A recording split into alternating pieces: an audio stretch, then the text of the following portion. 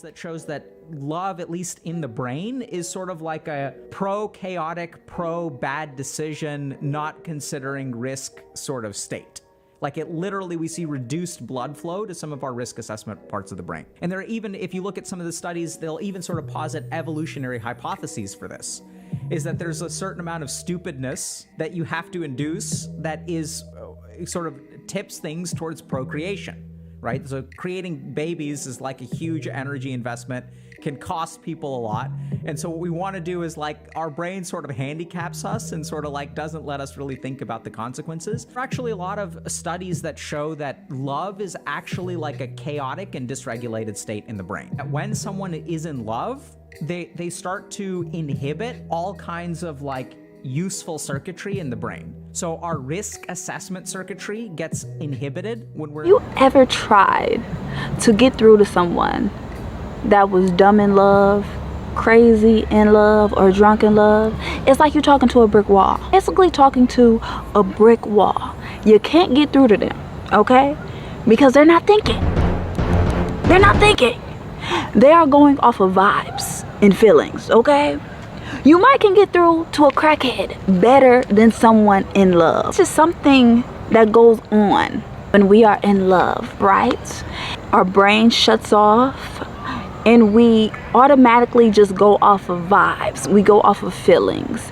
And we're so addicted to feeling love by somebody else. 9 times out of 10, it's not love. It's lust. Because lust is impatient. Lust is desiring sexual energy, the sexual attraction. Lust is persuading you to be out of your right mind, not in your right mind at all. This is all lust, but we confuse it with love because we don't know what love is.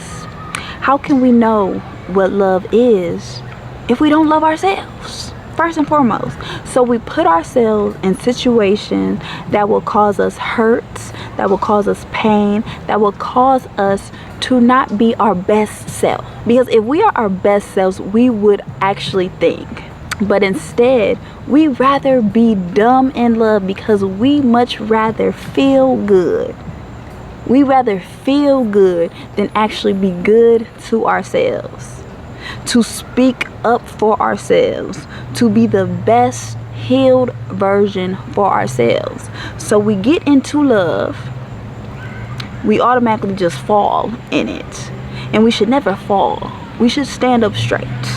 We should be conscious, we should be aware, and we should be focused. But we are so distracted when it comes to love because we're so focused on the other person, catering to them, pleasing them, and we end up losing ourselves in love. But if you are truly aware of functional, healthy relationship, authentic love, conscious love, you never have to lose yourself, you never have to diminish yourself. Love, you never have to play small. Love means you are conscious, you are aware. But when you are in this infatuation, you are chasing this high constantly, you're at it. Basically, your brain is similar to a crackhead when you are in this lust of love. It's not love at all. This is lust. This is sexual attraction. You are chasing sex. You are chasing after a nut, like you a squirrel. Okay, like how a squirrel chases after a nut. That is what most people are doing, especially when it comes to sex. They are chasing after this itch. And some people started trying to get this itch at 16 years old. So that is normal now for them. And they don't know what life is like without that itch, without that pleasure, without that craving, that desire from somebody else. So that is normal when it's really not normal. To give your body away to strangers, it's really not normal. To have someone use you like a sex object. It's really not normal that we are normalizing STDs, that we are normalizing this promiscuous behavior, and we call it love. Most people are not really looking for love or trying to be in love. They're looking for a sex partner. They're looking for someone who can sleep in their bed every single night. That is what most of these relationships consist of, and we chase after that because we are seeking something. We are trying to heal these internal voids. We are trying to fill these internal holes up until we become whole again and realize what is love and what is lust. We will be on this perpetual cycle of chasing a nut like a squirrel. This is why I think romance is the biggest illusion, because romance is fleeting. It is constantly fading. It allows you not to think, have critical thinking skills. You would much rather focus on pleasure and ignore the pain, ignore what does not feel good, ignore your intuition because you're so focused on the pleasure. You're so focused on that excitement of just getting that attention, getting that validation from someone else, because you have never taken the time to give to yourself. So you are on a perpetual cycle that will drain you constantly. So this is how you know it's not love, when you're not thinking straight. You will allow somebody to abuse you, misuse you, manipulate you, lie to you because you just want their company so bad. That is lust. That is painful, that you are torturing yourself, that you are putting yourself through this suffering that is unnecessary. And now we like to blame other people because we fall in love. You're not supposed to fall. You're supposed to be consciously in love with yourself.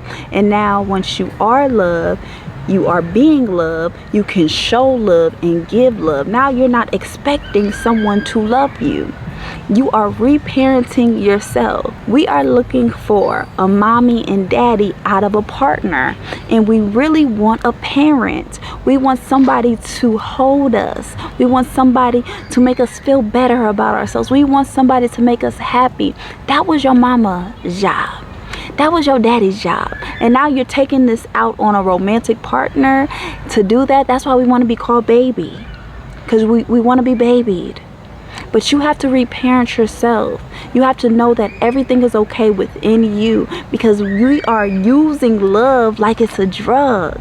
Love is a drug in modern day society, and we're abusing it, we're misusing it, we're chasing after it, we're addicted to it.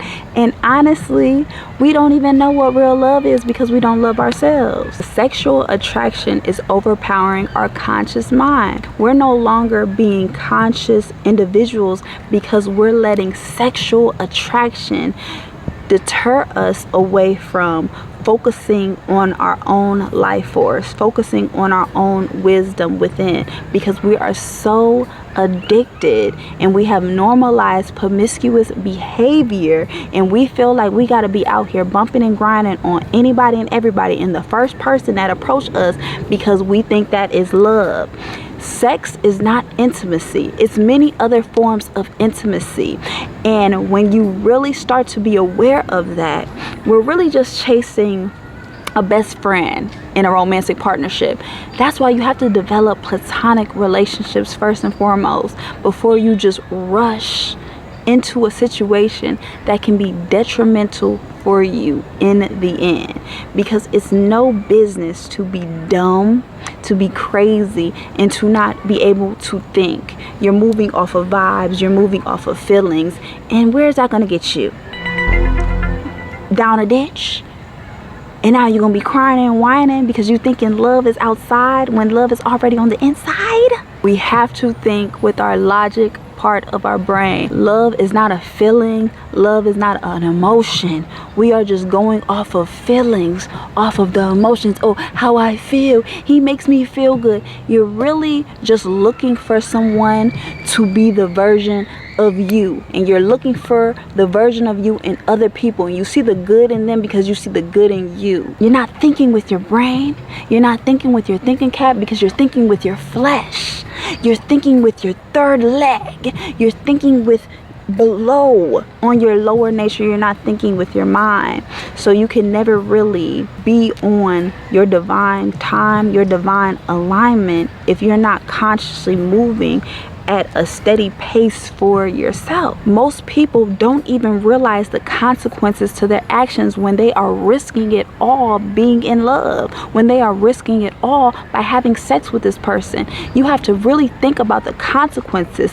Think about the long-term effects that can happen when you lay down with somebody. You can possibly get up with fleas. You can possibly get up with a baby. You can possibly get up with an STD. You have to continue to have your logical mind on 24/7 when you are in these interactions with anybody. It's a huge risk to bet it on somebody else. It's a huge risk to give your power away to somebody else. It's a huge risk to have sex with somebody else. It's a huge risk to be in a relationship with anybody else.